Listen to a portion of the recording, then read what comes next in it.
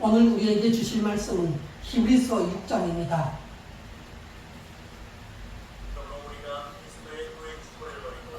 죽은 행실을 회개함과 하나님께 대한 신앙과 세대들과 안수와 죽은 자의 부활과 영원한 심판에 관한 교훈의 틀을 다시 닦지 말고 완전한 대로 나아갈지니라. 하나님께서 허락하시면 우리가 이것을 하리라. 한번 빛을 받고 하늘의 은사를 맛보고 성령의 참여한 바 되고 하나님의 선한 말씀과 내세의 능력을 맛보고도 타락한 자들은 다시 새롭게 하여 회개하게 할 수 없나니, 이는 그들이 하나님의 아들을 다시 십자가에 못 박아 드러내놓고 욕되게 합니다. 바가는 자들이 쓰기에 합당한 채소를 내면 하나님께 복을 받고, 만일 가시와 엉겅퀴를 내면 어림을 당하고 저주함에 가까워 그 마지막은 불사름이 되리라. 사랑하는 자들아, 우리가 이같이 말하나 너희에게는 이보다 더 좋은 것, 곧 구원에 속한 것이 있음을 확신하노라. 너희 행위와 그의 이름을 위하여 나타낸 사랑으로 이미 성도를 섬긴 것과 이제도 섬기고 있는 것을 잊어버리지 아니하시느니라. 우리가 간절히 원하는 것은 너희 각 사람이 동일한 부지런함을 나타내어 끝까지 소망의 풍성함이로라. 게으르지 아니하고 성공으로 말미암아 약속들을 기업으로 받는 자들 본받게 하려 합니다. 하나님이 아브라함에게 약속하실 때에 가리켜 맹세할 자가 자기보다 더 큰 이가 없으므로 자기를 가리켜 맹세하여 이르시되, 내가 반드시 너에게 복주고 복주며 너를 번성하고 번성하게 하리라 하셨더니, 그가 이같이 오래 참아 약속을 받아들이라. 사람들은 자기보다 더 큰 자를 가리켜 맹세하니 맹세는 그들이 다투는 모든 게 최후 확정이라. 하나님은 약속을 기업으로 받는 자들에게 그 뜻이 변하지 아니함을 충분히 나타내시려고, 이는 하나님이 거짓말을 하실 수 없는 이 두 가지 변함없이 소망을 얻으려고 피난처를 찾은 우리에게 큰 안위를 받게 하려 하십니다. 영혼의 닷 같아서 튼튼하고 견고하여 휘장 안에 들어가라니, 그리로 앞서가신 예수께서 여기성의 반차를 따라. 아멘. 좀 빠르네요. 오늘은 히브리서 6장을 갖고 하나님의 말씀을 전할 텐데요. 히브리서 6장 맨 처음에 보면은 우리가 한 가지 짚고 넘어가야 할 그러한 그리스도인으로서의 사안이 있다고 합니다. 그것이 바로 그리스도의 도의 초보를 도리라는 것입니다. 그리스도의 도의 초보는 어떤 것이 있을까요? 우리가 예수님을 우리의 영원한 구세주로 믿고 마음으로 받아들였을 때, 그 다음 우리가 갖게 되는 것이 무엇입니까? 우리의 가진 그 신앙을 고백하는, 공개적으로 사람들 앞에서 고백하는 그런 순간이 있죠. 그것을 세례라고 합니다. 강가에 가서 세례를 받든지 아니면 약식으로 물을 뿌려서 세례를 받든지, 여러분들도 세례를 한 번씩 받으실 것입니다. 그런데 이러한 세례에 대해서 이 당시 히브리서가 쓰여지던 그 시대 그리스도인들, 유대교에 있다가 그리스도교로 넘어온 사람들, 그 사람들 중 일부는 자기가 받은 세례에다가 구약 성경에서 가르쳐주는 성결례를 더하여서 또 그렇게 정결하게 해야 한다고 생각하는 사람들이 있었습니다. 그렇다면 여러분들에게 한번 물어보겠습니다. 우리가 예수님을 믿고 구원받고 하나님의 자녀가 되었다는 것을 세례를 통하여 그 물세례를 받았을 때, 그 세례는 어떠한 경우에도 다시 반복할 필요는 없다는 것입니다. 단 한 번 이루어지는 세례입니다. 세례는 어떤 의미가 있죠? 그 세례에는 죽음과 부활이라는 그런 의미가 들어가 있어요. 말하자면 우리의 주인 되시고 대표자가 되시는 예수님께서 우리를 영원한 죄와 사망에서 풀어주시기 위해서 우리를 대표하여서 죽으시고 죽은 다음에 부활을 했다는 것이에요. 그것을 상징적으로 우리도 이제 예수님을 믿으니 예수님과 함께 죽고 예수님이 부활할 때 우리도 함께 부활한다는 그러한 의미로서 세례를 교회에 대해서 행하는 것이에요. 그래서 여러분들이 다 세례를 받았죠? 죽음과 부활을 세례를 통해서 그리스도와 함께 당한 것이에요. 그런데 그러한 한 번만 우리 인생에 있어야 할 세례를 과거의 그 유대인들은 여기에 더해서 구약의 성결례도 같이 받아야 한다고 생각했던 그런 사람들이 있었다는 것이에요. 말하자면 예수님께서 인류의 구원을 위해서 죽으시고 부활하신 그 상징의 세례를 완전한 것으로 보지 않았다는 것이에요. 거기에 의문을 품고 부족해서 뭔가를 구약 성경의 그 성결례를 가져다가 더 추가를 해야 되고 그래야 마음이 놓이는 그런 그 오리를 범했다는 것이에요. 그리고 또 안수가 있죠. 안수라는 것은 구약 성경의 이스라엘 백성들을 하나님께서 인도하실 때 제사장이나 그런 사람들이 그 성도들에게 머리에 안수를 했어요. 그 안수를 하면은 즉석에서 안수를 통하여 그 선지자나 제사장이 갖고 있던 하나님으로부터 오는 그 능력이 그 사람에게 전가가 돼요.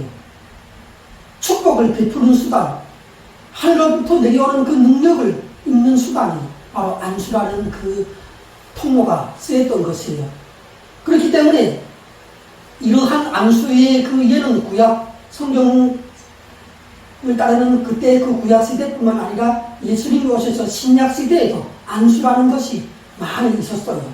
그런데 이러한 안수에만 몰두하고 자기의 그 신앙생활을 게으르게 한다면 안 되는 것이에요. 그래서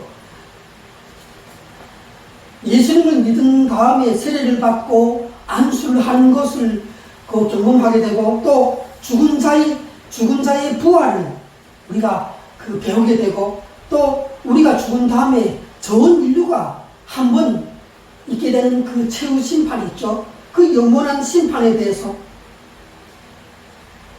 이런 것들에 대해서 예수님을 믿고 교회에 다니면 다 가르침을 받게 되는 것이에요.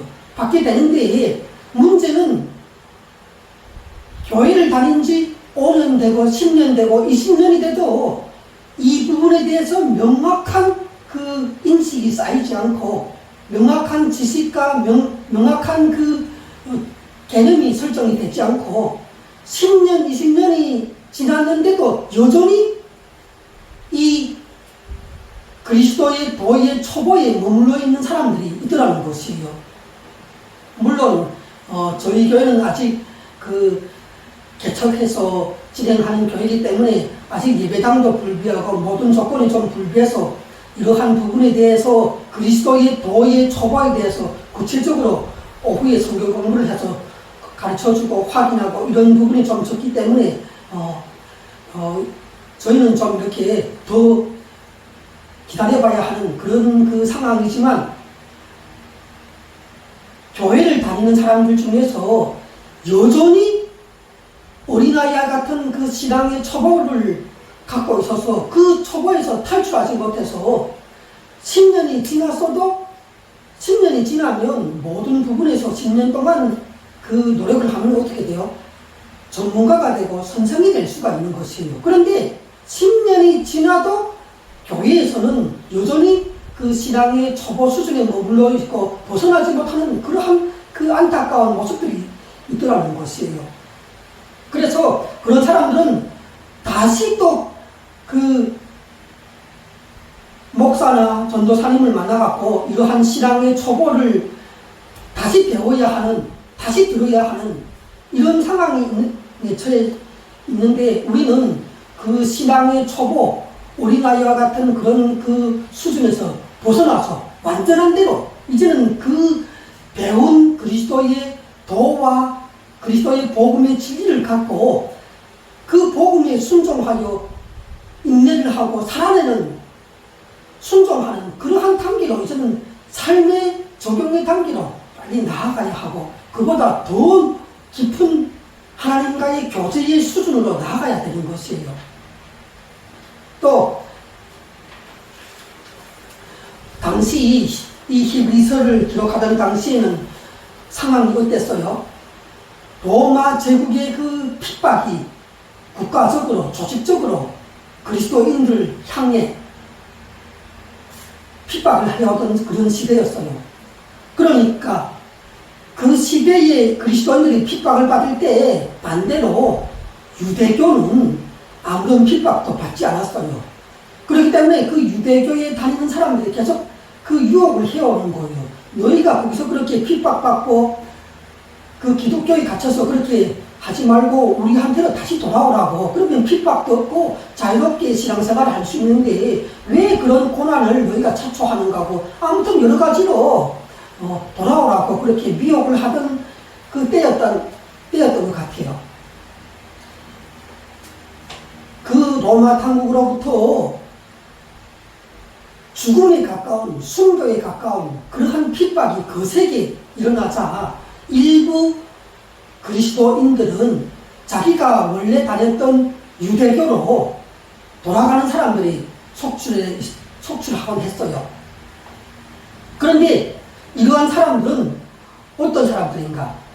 첫째, 신앙의 초보 단계에, 그리스도 교회의 그 초보 단계에 머물러 있던 그것조차 제대로 숙지를 못했던 그런 사람들이었고, 두 번째는 또 그리스도의 초보에 머물렀던 사람들뿐만 아니라 그야말로 하늘의 그 구원의 생명의 빛을 받고 그리고 하늘에서 하나님께서 주시는 그 여러 가지 은사도 맛보고, 말하자면 그 여러 가지 은사 중에서 가장 큰 은사가 뭐예요? 예수님을 그리스도로 받아들이고 마음으로 믿게 되는 은사가 제일 큰 은사죠. 그 다음 또 무슨 치유의 은사, 방언의 은사, 뭐 여러 가지 그 죽기의 은사, 온갖 섬김의 은사, 가르침의 은사 등등 은사들이 많거든요. 하나님께서 예수님을 믿는 그 공동체를 온전하게 하기 위해서 여러 가지 그 그리스도 안에서 교회를 성장시키는 그 동력으로서 여러 가지 그 재주들을 준다는 것이에요. 그것을 은사라고 하는데, 그런 은사들을 한두 가지 받아서 맛보기도 하고, 그리고 더욱이 성령님이 오셔갖고 그 사람을 인도해가고, 또 하나님의 말씀이 얼마나 선하고 의롭고 또 위대한 말씀인가를 말씀을 통해서 깨닫고 경험하기도 하고, 또 아직 찾아오지 않았지만 미래에 내세에 그 펼쳐질 예수 그리스도께서 재림하여서 오셔서 이루실 그 내세의 영광과 능력까지도 미리 꿈과 음성과 환상과 또 뭐 입신과 여러 가지 그 성령의 역사를 통해서, 기도를 통해서 경험을 했다는 것이에요. 내세의 능력까지도 체험했던 그런 그야말로 이 목사인 나도 아직 거기까지 범접하지 못한 영적인 단계까지, 수준에까지 나아갔던 그런 사람들도 순교의 그 위험이 자기에게 닥치고, 뭐 가족이 다 그 붙잡혀가고 죽고 재산을 다 몰수당하고 또 붙잡혀가서 십자가에 막 못 박혀 죽기도 하고, 이러한 오목한 핍박의 그 순간이 오자 이렇게 내세의 그 능력까지도 맛봤던, 성령에 참여했던 그런 사람들까지도 그리스도를 배신하고 유대교로 가는 사람들이 있더라는 것이에요. 참 놀랍죠. 예수 그리스도를 믿어서 성령을 받은 그런 사람들까지도, 구원을 받았다는 사람들까지도 그렇게 그리스도를 배신하고 유대교로 가는 사람들이 있었다는 것이에요. 정말로 그 이해가 안 가고 놀라운데, 그만큼 그 위협을 주는 그러한 심각한 박해의 그 기간이었던 것이에요. 끝내 견디지 못하고 그렇게 했는데, 문제는 여러분들이 생각해봐요. 그런 핍박을 당해서 그 당시에 이단이라고 하는 그 유대교에 만약에 돌아갔다면, 그랬다면 그 유대교는 어떤 곳이에요? 예수님을 붙잡아서 그 대제사장이나 사두개인, 바리새인, 서기관, 율법학자들이 예수님을 붙잡아서 십자가에 못을 박아서 죽였던 그러한 이단단체들이 바로 유대교라는 것이에요. 그야말로 사탄의 회당이에요. 예수님께서 말씀하셨잖아요. 유대교를 향해서 독사의 무리들아 사탄의 회당이라고 그렇게 성경에서 말씀하시거든요. 왜? 예수님께서 오셔갖고 이제 죽음과 부활을 통해서 전 인류를 단 한 번의 그 대제사장의 제물을 자기 몸으로 올려드림으로 인하여 이제는 제사제도를 끝내버리시는 것이에요. 그렇게 예수 그리스도께서 오셨는데 그 예수 그리스도의 그 가르침을 한사코 부인하고 하다가 그 예수님을 붙잡아서 십자가에 못 박아서 처형을 시켰던 그 당사자들이 몸담고 있는 곳이 뭔가? 유대교라는 거예요. 그런데 그 유대교로 돌아가는 유대교 그리스도인들이, 유대인 그리스도인들이 있었다는 것이에요. 그렇다면 이것은 뭔가? 예수님을 다시 한번 공개적으로 십자가에 못을 박아서 모욕을 주는 행위와도 같은 것이에요. 예수님을 믿는 그 과거 유대교에 다녔던 신자들이 핍박을 못 이겨서 다시 유대교로 돌아간다는 것은 이렇게 심각한 배교 행위였던 것이에요. 그렇게 돌아간 사람들은 생각해봐요. 다시 회개를 할 수 있을까요? 여러분들 한번 생각해봐요.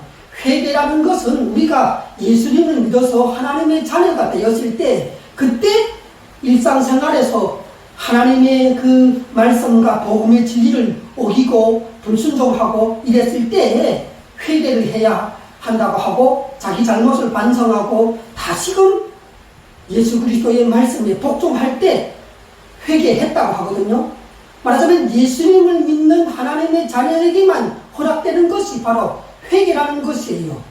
그런데 그 예수 그리스도를 부인하고 떠나서 이단단체, 지금으로 말하면 무슨 신천지에 간다든가, 이단단체는 뭐 여호와의 증인, 통일교, 무슨 그 불교에 간다든가, 이슬람교에 간다든가, 뭐 이러한 그 각종 이단단체들이 있는데 그 종교단체에 찾아서 갔다면 그 사람에게 회개가 있을 수가 있겠어요? 하나님께서 그 사람이 하는 회개를 용납하고 받아주시겠어요? 안 받아준다는 것이에요. 왜? 그 이단단체에 몸을 담고 있는 한 그가 무슨 회개를 할 일이 뭐가 있어요? 그가 할 수 있는 회개란 단 한 가지, 만일 이단단체에 갔다면, 그랬다면 몰라서 갔다면, 그러면 다시 그리스도교로 복귀하고 그것이 회개가 되겠죠. 그런 회개는 당연히 문제가 안 되고 받아들일 수가 있고 회개가 된 것이겠죠. 그러면 굳이 말할 필요가 없는 것이에요. 그런데 만일 신천지 같은 그런 이단단체에 어느 사람이 가 있다면 그 안에서 무슨 하나님 앞에 잘못을 회개하고 죄를 회개한다면 그게 하나님 앞에 받아들여지겠는가 하는 거예요. 예? 하나님을 떠나서 그 하나님을 배신하는 그 종교단체에 가서 예수 그리스도를 부인하는 곳에 가서 무슨 회개가 있고 그 회개가 하나님 앞에 받아들여줄 수 있겠는가 하는 거예요. 거기에 그냥 있는 한은 회개란 있을 수가 없는 것이에요. 자, 우리 히브리서 6장 7절부터 한번 읽어볼까요?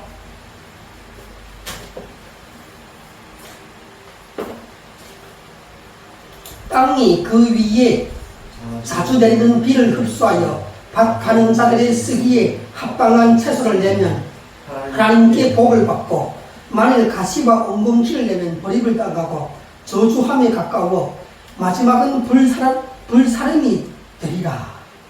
이것은 한마디로 심판에 대해서 얘기하는 것이에요. 우리가 예수님을 믿어서 하나님의 자녀로 하나님의 그 천국에 기록이 되는 것이에요. 우리의 이름이. 그런데 그러했던 그 사람이 하나님 앞에서 의의 열매를 맺지 못하고, 의의 열매가 무엇이에요?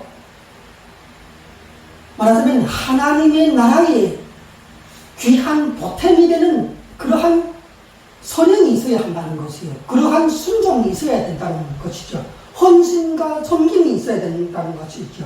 하나님을 사랑하고 하나님을 사랑하는 마음으로 다른 사람을, 성도를 돌보고 섬기는 그런 사람이 되어야 하고, 죄악의 길에서 벗어나고 죄를 지었다면 이제는 의의 열매를 맺고 사랑의 열매를 맺는 그런 사람이 되어야 한다는 것이에요.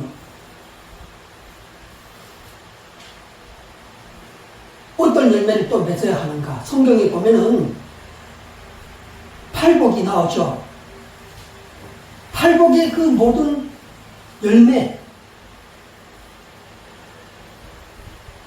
의에 줄이고 목마른 자, 심령이 가난한 자, 또 화평케 하는 자, 또 의를 위하여 핍박을 당하는 자, 이런 사람이 그 팔복의 그 요청을 자기 삶으로 살아내는 사람이 되어야 하고, 또 성령의 열매를 맺어야 된다는 것이에요. 그 성령의 열매는 9가지가 있잖아요. 어떤 것이 있어요? 성령의 열매가?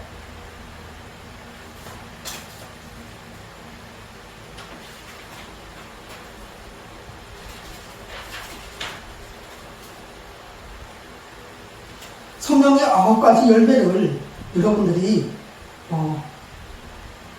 맺어야 하는데, 사랑과 희락과 화평과 오래 참음과 자비와 선행과 충성과 온유함과 절제, 이러한 그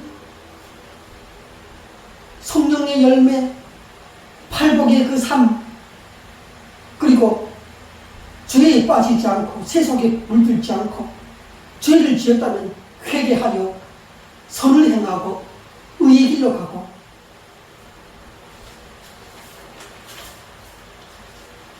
이런 것이 바로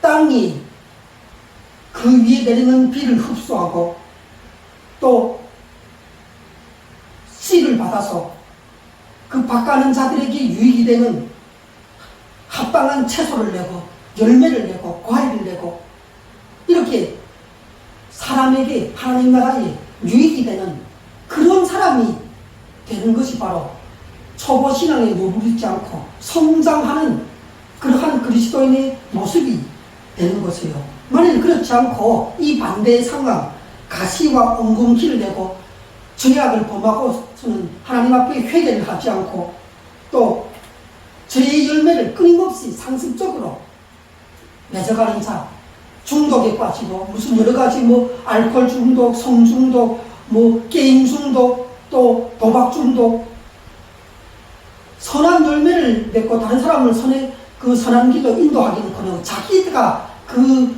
상습적인 죄에 빠져서 헤어나지 못하고, 그런 사람은 또 그러한 일을 회개를 하지 못하면, 그러면 마지막은 저주함에 가까워서 마지막 그 최후 심판에 걸려서 영원한 그 불의 심판을 받을 수가 있다는 것이에요. 누구나가 신앙생활을 하다가 죄를 범할 수가 있어요. 그러나 죄를 범하면 금방 그것이 죄인 것을 깨닫고 돌아서야 되고 회개해야 되고, 그러한 자리에서 벗어나서 죄의 자리에서 의의 자리로, 생명의 자리로, 순종의 자리로, 하나님의 나라의 그 자리의 자리로 옮겨와야 되는 것이에요. 그것이 온전한 회개를 하나님 앞에 올려드리는 것입니다. 하나님께서는 우리 성도들이 하나님의 나라를 위하여 다른 사람을 섬기고 사랑하고 헌신해왔던, 말하자면 목회자를 섬겨서 헌금을 보이지 않게 했다던가, 그런 작은 일까지도 하나님께서는 지어 다른 사람을 위하여 냉수를 떠다가 이 목말라 하는 사람에게 한 잔을 대접한 것까지 하나님은 다 기억하고 기록하고 거기에 합당한 상을 준비하고 계시다는 것이에요. 자, 우리 히브리서 6장 10절을 읽어볼까요? 하나님은 불의하지 아니하사 너희 행위와 그의 이름을 위하여 나타낸 사랑으로 이미 성도를 섬긴 것과 이제도 섬기고 있는 것을 잊어버리지 아니하시느니라. 이렇게 하나님께서는 갚아주신다는 것이에요. 우리가 간절히 원하는 것은 너희 각 사람이 이런 동일한 섬김과 헌신과 사랑과 충성과 성령의 열매를 맺는 부지런함을 나타내야 돼. 어느 때까지? 우리 목숨이 다하기까지, 끝까지 그렇게 섬김과 헌신의 삶을 살아가야 하는 것이요. 그렇게 됐을 때 우리가 우리의 믿음과 인내와 오래 참음이 결국은 우리가 소망한 것에 이르게 되는 것이에요. 우리가 예수 그리스도를 믿으면서 약속을 받았는데 어떤 약속을 우리가 받았어요? 여러분들이 지금 교회를 다니고 예배드리고 예수 그리스도 안에서 자녀의 삶을 살고 있는데 여러분들은 지금 하나님로부터 어떤 약속을 받았어요? 그 약속이 바로 우리가 바라는 소망하는 것이라는 것이에요. 소망은 아직 이루어지지 않은 것이에요. 미래에 이루어질 일인데 그것은 예수 그리스도께서 재림하셨을 때 그분이 주체적으로 다 이루어주시는 것이에요. 그 소망은 우리 한번 대표적으로 하나님께서 우리에게 하신 약속들을 생각해 볼까요? 예수 그리스도를 믿는 사람에게 예수 그리스도께서 재림하여 오셔서 뭘 해준다 했어요? 첫째, 우리의 몸을 부활시켜 주신다고 했어요. 부활의 몸을 해주신다고. 그 다음 또 뭐를 해준다고 했어요? 천년왕국을 이 땅에서 이루어 주신다고 했어요. 예수님과 함께 천년 동안 우리가 이 땅에서 왕노릇하면서 예수님과 함께 이 땅의 삶을 살아가는 그러한 모습이 있고, 그 다음엔 또 어떤 것이 있어요?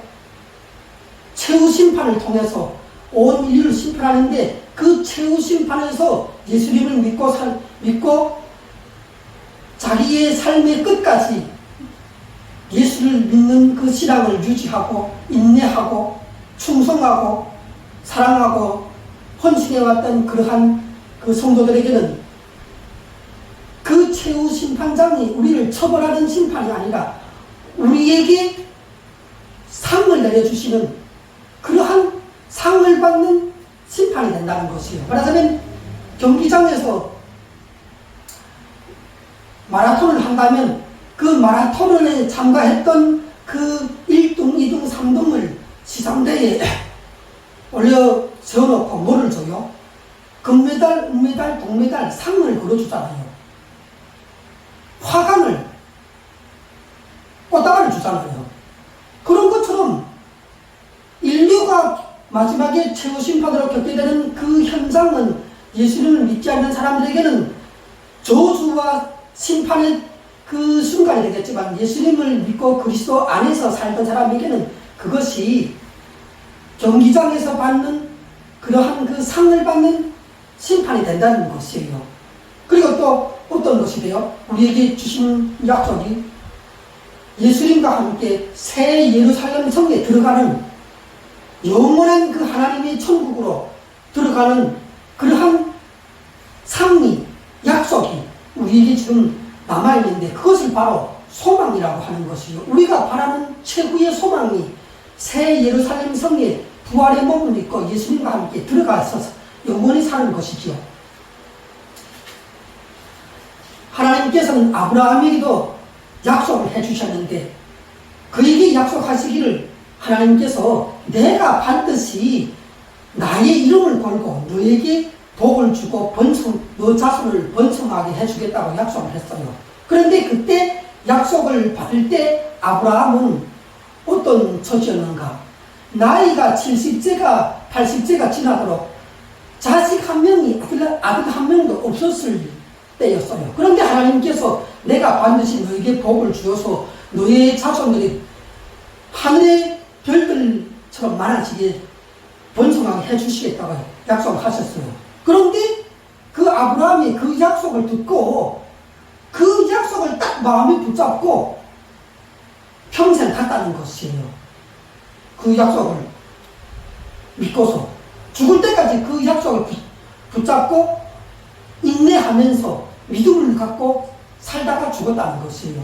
그런데 그렇게 아브라함이 믿음과 인내 가운데서 하나님 안에서 죽자 하나님께서 그 약속을 이루어줬어요? 안 이루어줬어요? 지금 현재의 저 지구상에 이스라엘이라는 나라가 있는데 그 이스라엘 나라 그 유대인들이 누구의 자손들이에요? 아브라함의 자기 아들 한 명도 없었던 그 아브라함 할아버지가 하나님으로부터 약속을 받았는데 너 자손들이 그렇게 말하실 거라고 했더니 이스라엘 민족이 지금 돼 있잖아요. 이루어진 거예요. 그리고 또 뭔가 하면 하늘의 별들처럼 너희 자손이 번성하게 된다고 그때 하나님께서 말씀하셨는데 하늘의 별들이라는 것은 끝이 없는 그 숫자인 거예요. 그런데 지금 예수님을 믿음으로 그리스도인으로 살고 있는 바로 여러분들이 이 땅에 지구상에 존재하는 오고 가는 모든 교회의 성도들이 바로 누군가? 아브라함의 후손들인 거예요. 아브라함의 후손들이라고 우리가 그 아브라함의 믿음을 본받아가는 그러니까 하늘의 별들처럼 너 자손들이 번성하게 된다는 것이 이루어졌어요? 안 이루어졌어요? 다 이루어진 거예요. 지금 하나님의 그 아브라함을 향한 그 약속이 그런 것처럼 우리에게도 하나님께서 약속을 주셨는데 금방 내가 말했던 예수님을 믿는 자녀들이 부활하고 천국에까지 새 예루살렘 성에까지 들어가서 살게 되는 이 거대한 그 약속이 우리에게는 희망으로 소망으로 지금 아직 이루어지지 않은 상태예요. 이것이 우리도 아브라함처럼 믿음과 인내의 삶을 우리의 숨이 지는 순간까지 예수 그리스도 안에서 어떠한 핍박이 우리에게 그 예수 믿는다고 해서 이러한 소망을 가졌다고 해서 핍박을 받고 우리를 사지로 몰아가는 그 순간까지도 우리가 배교하지 않고 예수 그리스도를 부인하지 않고 살아갔을 때 우리에게 아브라함이 받았던 그 약속이 맹세로 주어져 있다는 것이에요. 소망으로 다 이루어질 거라는 것이에요. 여러분들 이렇게 제가 하는 말을 분명히 오늘 이 순간 기억하고 잊지 마셔야 돼요. 우리가 아브라함처럼 그렇게 믿음과 소망을 갖고 하나님에 대한 그 사랑을 다른 사람에게 표현하면서 그렇게 우리 남은 인생이 끝나기까지 우리의 인생의 모든 시간이 모래시계가 거꾸로 쏟아져서 다 소비되기까지 충성을 다했을 때 우리에게 하나님께서 약속하신 몸의 부활과 영혼의 구원뿐만 아니라 새 예루살렘 성에 들어가는 축복이 우리에게 다 이제 나타나는 것이에요. 이러한 소망을 갖고 우리가 살아가는데 그 소망의 그 첫 모습으로 어떤 모습을 하나님께서 또 보여주셨는가? 이번에는 말씀이 아니라 보여주셨는데 성경에 보면은 예수님께서 십자가에 못 박혀서 돌아가셨을 때 어떤 현상이 일어났어요? 그 당시에 회막이 성전이 있었는데 그 성전 안에 들어가면은 성소와 지성소를 가르는 휘장이 이렇게 드려져 있었어요.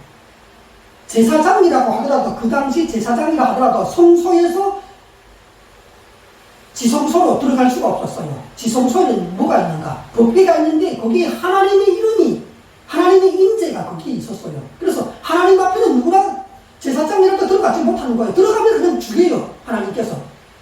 왜? 하나님이 하지 말라는 그 일을 하면은 그 자체가 하나님의 말씀을 어기는 죄가 되어서 죽임을 당했던 것이에요. 그런데 예수님께서 우리의 모든 죄를 지어 십자가에서 못 박혀서 나를 대신해서 죽었을 때 어떤 현상이 일어나는가? 그 하나님 앞에 나아갈 수 있는 그 휘장이 찢어져요. 갈라져요.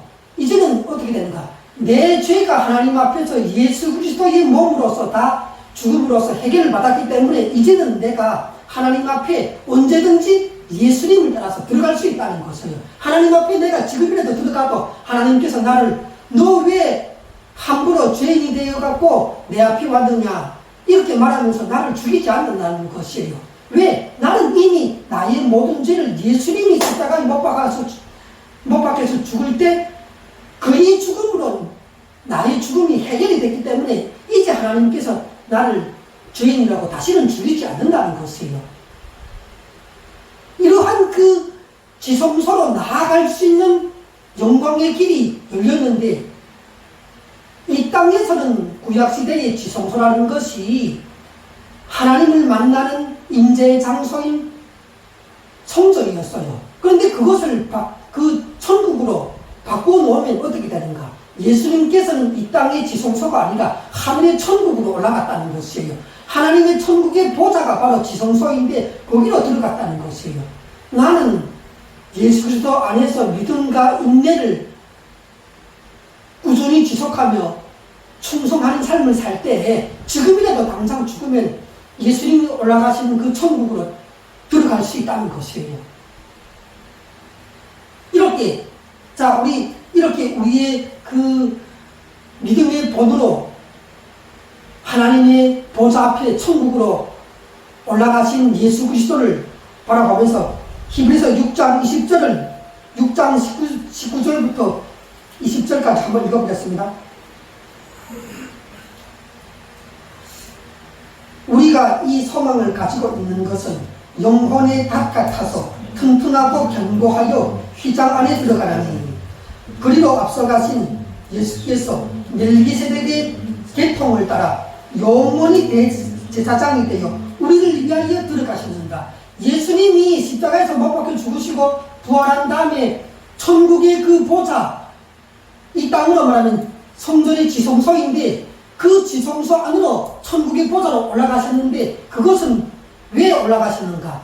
예수님을 믿고 따르는 우리 모두 성도를 위해서 천국의 보좌로 올라갔다는 것이에요. 우리를 위해서. 예수님은 하나님의 아들이시고 하나님이시기 때문에 곧이 그 천국에 다시 땅 위에서 살다가 천국의 보좌로 올라가실 필요가 없는 분이에요. 누구를 위하여?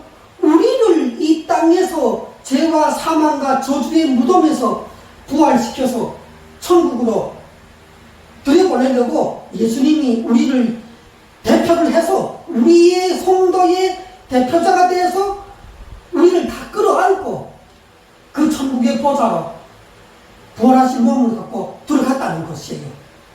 이러한 위대한 대제사장이 우리에게 있다는 것이에요. 그러니까 우리의 구원은, 우리의 천국에 들어가는 그 소망은 얼마나 분명하고 확실한가. 하나님의 모든 말씀으로 증거가 되고 예수님께서 우리 대표자로서 대제사장으로서 그 천국의 보좌로 먼저 들어가셨으니까 우리도 이제 다 들어가게 된다는 것이에요. 이러한 구원을 주시고 우리에게 이러한 그 위대한 소망을 허락하신 예수 그리스도를 찬양하면서 오늘 말씀을 마치겠습니다.